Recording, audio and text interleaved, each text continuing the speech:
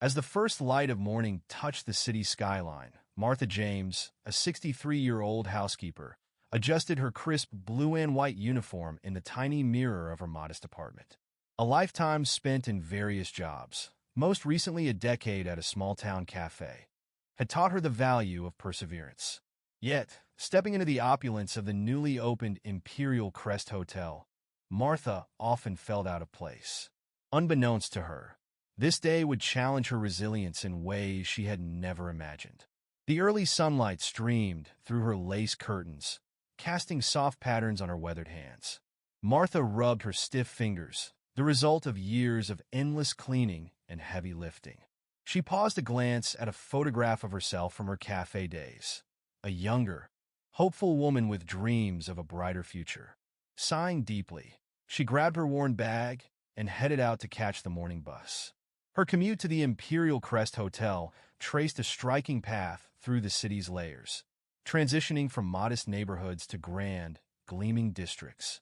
Each time the hotel's towering silhouette came into view, its reflective glass exterior seemed like an unspoken barrier between Martha and the world of wealth it housed. Entering through the employee-only back door, she nodded politely to colleagues, her steps steady but her mind preoccupied. The dazzling lobby with its marble floors and sparkling chandeliers never failed to awe her, but Martha knew her place was firmly behind the scenes. At the supply room, as she loaded her cart with fresh linens and cleaning supplies, snippets of conversation floated her way. "Did you hear who's arriving today?" whispered a junior staffer, her voice tinged with excitement. "Harlan Morgan, the tech mogul." Another worker groaned. "Great. Another billionaire who thinks the world revolves around him." Martha tuned out the chatter, her focus on her checklist. Experience had taught her that staying under the radar was often the safest route. Yet, there was a strange tension in the air that Martha couldn't quite ignore. The hours melted into her usual rhythm, scrubbing sinks, vacuuming carpets, and ensuring everything was spotless. Each task felt routine but isolating, a constant reminder that she was merely a shadow in the lives of those she served. But as her shift brought her to the top floor, reserved for VIP guests, the atmosphere felt heavier, almost expectant. Stepping off the elevator, she noticed the floor's luxurious details, thick rugs that muffled every footstep and walls lined with intricate artwork. Moments later, the elevator dinged again, and out stepped a tall, imposing man in a tailored suit. Flanked by assistants juggling suitcases and documents, he exuded an air of self-importance. Martha instinctively pressed herself against the wall, avoiding eye contact, but his sharp gaze caught her. "You," he snapped, his tone as cold as steel. "Yes, sir," Martha responded, her voice even but her stomach churning. "My suite better be immaculate. I expect perfection," he barked, barely sparing her a second glance before striding off, his entourage trailing behind. Minutes later, her supervisor, Mr. Callahan, hurried over, his face flushed. "Martha," he began in a hushed but urgent tone. "That's Harlan Morgan. He's an important guest, and he doesn't tolerate mistakes. Handle his requests carefully." "I understand, Mr. Callahan," she replied, masking her unease. "And one more thing," he added, lowering his voice. "If he complains, it's on you." With her heart pounding, Martha hurried to prepare a special welcome gesture, a chilled bottle of rare champagne and a crystal glass. Her hands trembled slightly as she polished the glass to perfection and arranged everything on an elegant tray. At the appointed time, she knocked softly on Morgan's door. "Come in," came a muffled reply. Inside, the suite glowed with warm light, its floor-to-ceiling windows offering a breathtaking city view. Morgan, seated in a leather armchair, barely acknowledged her presence.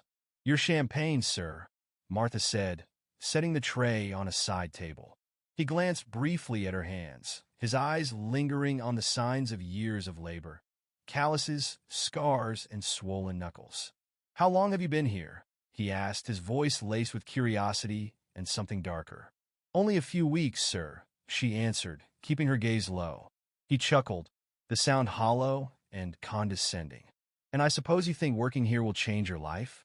Her cheeks burned, but she remained composed. "I'm just here to do my job, sir," Morgan leaned back, a smug grin spreading across his face. Your job is to stay invisible. Clean the messes, keep quiet, and don't forget your place. Flicking ash from his cigar onto the pristine carpet, he added, clean that up. Suppressing her growing anger, Martha bent down to pick up the ashes. The humiliation stung, but she bit her lip and continued.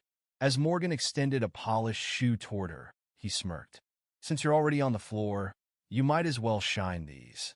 Silently, Martha complied, her hands trembling as she polished his shoes. But with every taunt, a quiet resolve began to build within her. After leaving the suite, Martha retreated to the utility closet, shutting the door behind her. Tears streamed down her face as the weight of the day finally broke through her stoicism.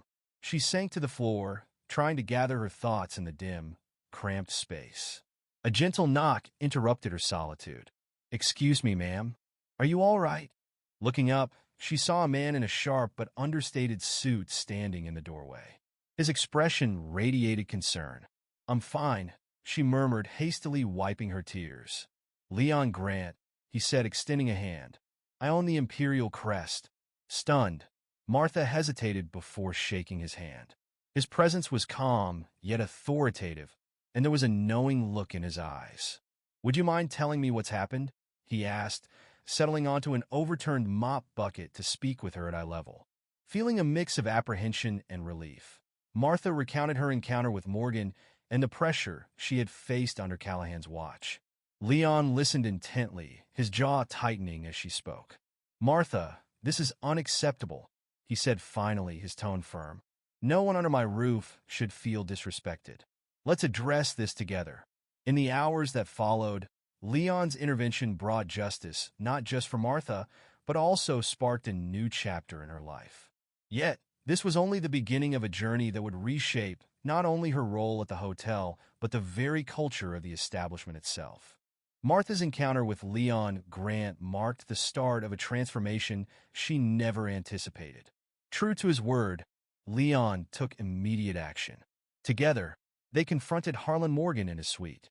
The mogul, accustomed to wielding his wealth as a shield, looked taken aback by the composed but firm owner standing before him.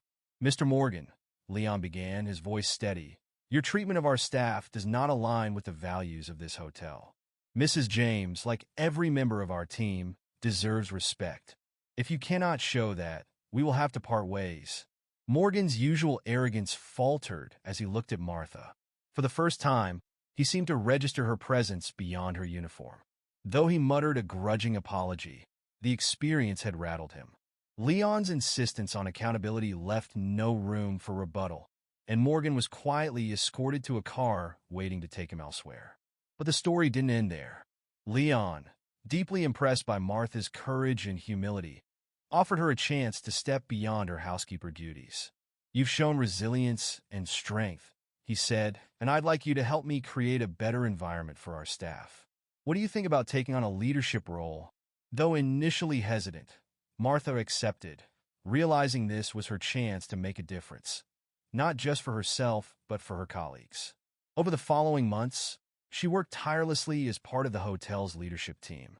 She advocated for better working conditions, fair treatment, and training programs to help others like her gain confidence and new skills. Her presence became a cornerstone of the hotel's new culture. Staff meetings were filled with her practical suggestions and empathetic insights. She listened to grievances, bridged gaps between management and workers, and encouraged her colleagues to speak up for themselves. Slowly but surely, the Imperial Crest transformed from a gilded fortress into a place where every worker felt seen and valued. For Martha, the change was deeply personal. Her years of quiet endurance had prepared her to lead with empathy and wisdom.